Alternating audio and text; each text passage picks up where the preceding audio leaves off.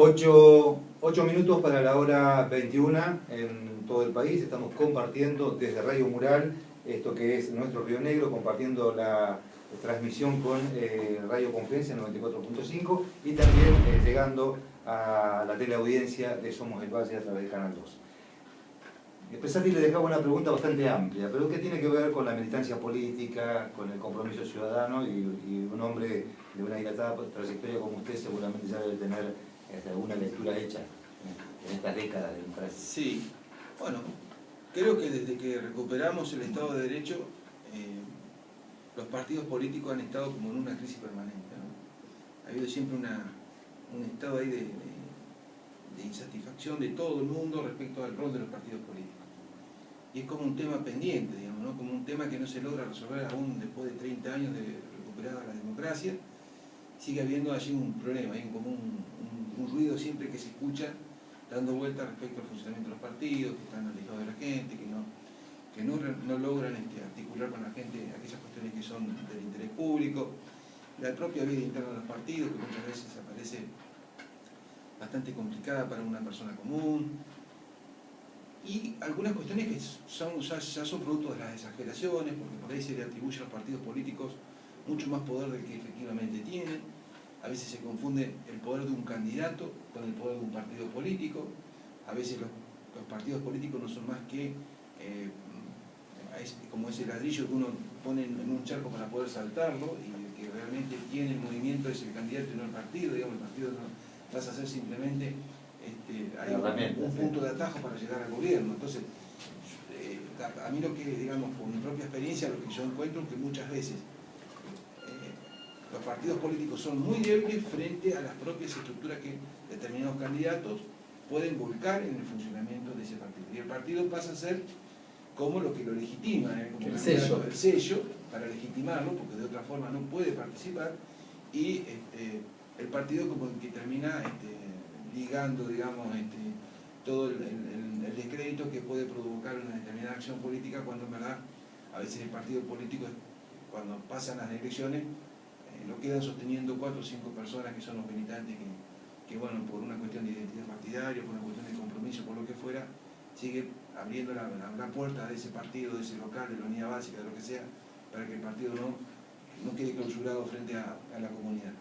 Pero, bueno, tiene que ver, digamos, con el funcionamiento que en definitiva tiene la política en el mundo actual. Recién en el corte lo hablábamos, y hace unos días atrás en una charla que me invitaron a dar en la Universidad de Río Negro, en la carrera de Comunicación Social, algo de todo hablábamos. La política ha cambiado mucho. Algunos no solamente piensan que han cambiado las reglas de juego de la política respecto a la política tradicional, que uno puede, qué sé yo, situar a mitad del siglo XX, principio del siglo XX, sino que no solamente cambió las reglas de juego, sino que cambió el juego de la política. Cuando cambian las reglas del juego, uno más o menos se puede adaptar, porque aprende las nuevas reglas. El problema es que cuando el juego cambia, directamente, que cambió el juego, uno está jugando algo que ya no se juega, digamos, ¿no? Bueno, y hoy, ¿qué vemos no solamente acá, en el mundo entero, ¿no? Que, primero, la política es una actividad muy costosa. Las campañas electorales, no la política. Hago esta aclaración. Las campañas electorales son muy costosas. Son muy caras. La pregunta del millón es: ¿quién financia las campañas? ¿Las debe financiar el Estado? ¿Las debe financiar cada candidato, cada partido político como pueda, con los riesgos que todo ello implica? Porque para financiar a veces una campaña importante puede ingresar en ese financiamiento capitales o grupos económicos que tienen luego intereses para cobrarse el lucro que esa persona gane o ese grupo gane, y que le termina costando más caro al Estado que si el Estado financiara completamente las campañas políticas. En ese sentido, la Argentina dio un paso adelante con las PASO, que quizás una de las cosas más importantes que por ahí no se tiene tan en cuenta: el acceso a una cuota equitativa de todos los grupos políticos a la publicidad televisiva, que es la más cara y que es la más efectiva. A ver, cualquiera sabe que si pretende hacer una campaña política, sobre todo los grandes conglomerados, nosotros que somos rionegrinos, que nuestras ciudades, aún las más grandes, como puede ser Cipolletti, Bariloche, Roca o Viedma, siguen siendo pequeñas comunidades frente a sus monstruos, que son, qué sé yo, Rosario, Córdoba, Buenos Aires. En esos lugares, si usted no tiene acceso a la televisión, no tiene la posibilidad de pagar publicidad televisiva, es muy difícil que pueda tener alguna chance de ganar algo. Esta es la realidad.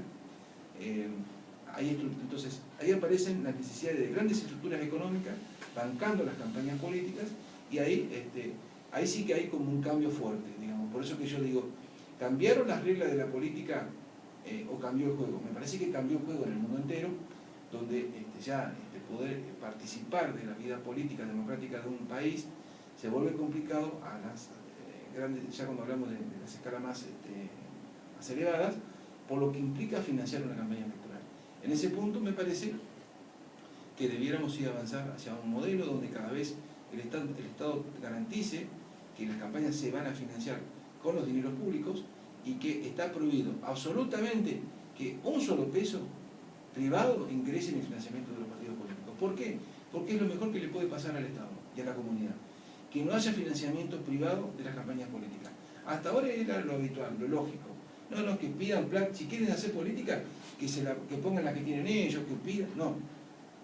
Ahí el riesgo es muy grande. Sabemos, ya voy a poner un ejemplo extremo, que en algunos países el narcotráfico financió campañas políticas directamente, o en un país desarrollado como en Italia, donde la mafia directamente ponía la plata para que lleguen los determinados gobernantes a ocupar roles preponderantes en esos países.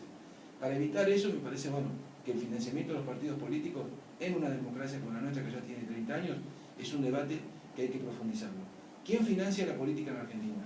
La financian los grupos económicos, la financia cada cual como puede, o el Estado toma las cartas en el asunto y la decisión y la responsabilidad de financiar la vida política, porque la democracia, acá y en cualquier parte del mundo, tiene que funcionar y en su funcionamiento genera un gasto. Y eso es objetivo, y creo que racionalmente la mejor salida es poner la verdad sobre la mesa y sobre esa verdad sobre la mesa encontrar un camino que nos permita garantizar que en la democracia no van a aparecer sectores económicos contrarios al interés común financiando la vida política de un partido o de un candidato. En esta compleja dinámica de la política que bien señalaba que como que ha cambiado el juego, en Río Negro el Frente para la Victoria tuvo que encontrar una fórmula para quebrar una continuidad de los radicales en la provincia de Río Negro. Esto en su momento hizo síntesis con la fórmula de Soria a Beretinek, sí. Y además de la dinámica compleja que usted señalaba, Río Negro ha sufrido hechos trágicos, como es la muerte del conductor del Frente para la Victoria en primer término, y bueno, y hace poco tiempo la muerte del vicegobernador Peralta. Usted en esa dinámica en la que ha sido partícipe, en algún momento estuvo incluso por las cuestiones de orden legislativo, planteó en algún momento hasta de irse, Sí, no, eso era cuando después que fallece Carlos Peralta había una propuesta de unificar el bloque Frente para la Victoria. Bueno, en ese caso yo le dije al gobernador que si eso se daba no iba, digamos, como presidente de ese bloque yo no iba a seguir actuando porque me parece que no era posible, y bueno, y sí se entendió después, ¿no? No era posible. A ver, yo soy una persona, yo soy peronista y entiendo que la política es una actividad que hay que ejercerla siempre con realismo. Y el realismo para Perón significaba tener como concepto, digamos, del análisis de la realidad, valga la redundancia, todas las cosas que confluyen en ese funcionamiento de la realidad. Y en ese funcionamiento de la realidad confluyen cuestiones prácticas y cuestiones que no lo son, que no son tan prácticas. Por eso que a él no le gustaba que lo llamaran o que lo definieran como un político práctico o pragmático, porque decía que el pragmatismo o lo netamente práctico forma parte, digamos, del funcionamiento de la realidad. Que la realidad, además de cuestiones prácticas que normalmente hay que hacer, porque una cuota de pragmatismo hay que tener, también entran a jugar otras cosas. Las ideas, entran a jugar los intereses, entran a jugar las historias, entran a jugar todos los antecedentes que hacen a que en un momento dado uno viva un presente determinado. Entonces, desde una visión netamente pragmática, uno puede decir, bueno, puede ser que hubiera convenido. Desde el realismo no, porque desde desde el realismo es imposible que uno pueda volver a convivir con quienes plantearon diferencias esenciales y de fondo con nuestro gobierno. Sería mentirle a la comunidad, decir que a partir de ahora está todo bien. Yo prefiero no mentirle a la comunidad jamás, prefiero en ese caso, si no puedo cargar con la verdad, dar un paso al costado. Y usted como conductor de justamente del bloque Frente a la Victoria, ¿cómo es la relación hoy del bloque Frente a la Victoria con los distintos bloques que integran en la legislatura? Bueno, muy buena, o sea, porque que pensemos distinto y que por ahí no, digamos, no tengamos ni la más mínima posibilidad de concurrir en un camino juntos con quien sea, no significa que yo tenga que tener una mala relación. Al contrario, la democracia se nutre de la pluralidad de voces, de miradas, de intereses, de perspectivas. Yo siempre digo incluso que en un momento dado, para uno, en términos de la democracia, el mejor aliado puede llegar a ser el que piensa distinto. ¿Por qué? Porque el que piensa como uno, que es el que comparte con uno su mismo espacio, tiene un ángulo de mirada y es exactamente igual al que uno tiene. Puede haber algún matiz propio de la singularidad que cada persona le incorpora al análisis de la realidad desde un lugar dado. Pero si yo quiero ampliar mi mirada, si yo quiero hacerla más profunda, más amplia en su dimensión hasta espacial, bueno, a veces necesito que el que piensa distinto a mí me haga conocer lo que piensa. Entonces, en democracia, por eso en la democracia no existen los enemigos, existen los que piensan distinto a uno. En la democracia no existen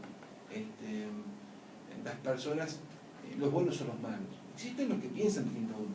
Y uno tiene que tener, digamos, la suficiente madurez para entender que esto es así, porque si no, es muy difícil que uno pueda transitar el camino de la vida política con la verdadera, con el temperamento que mejor nos puede resultar en beneficio de los demás y de uno mismo. Porque cuando las cosas se plantean, buenos, malos, negro, blanco, enemigo, amigo, eso no, digamos, termina siempre mal, digamos. Hay bibliografía muy abundante para demostrar que esos caminos no conducen a nada, conducen al precipicio. Por eso yo siempre digo, es preferible sincerar las relaciones. Es como la vida de las personas en su plano más doméstico. Si uno no anda muy bien con alguien, bueno, muy bien, y lo mejor que puede hacer es sincerar esa relación, ponerse de acuerdo para convivir en las diferencias. Lo que uno no puede hacer es querer matar las diferencias cuando las diferencias existen. Es como si uno se quiere unir a una mujer y no la ama. ¿Para qué va a inventar el amor? El amor no se inventa. Está claro que el Frente para la Victoria en su momento logró hacer síntesis y llegar al gobierno. Y después, en el transcurrir del tiempo, se empezaron a manifestar algunas disidencias que no se pueden ocultar ni negar. Le dejo la pregunta para ir a un tema musical y luego usted me responde, Pesati. Desde su experiencia, ¿cuál cree que puede ser su aporte para que el Frente para la Victoria continúe en esta búsqueda de síntesis para el futuro que tiene la provincia de Río Negro? ¿Cómo no?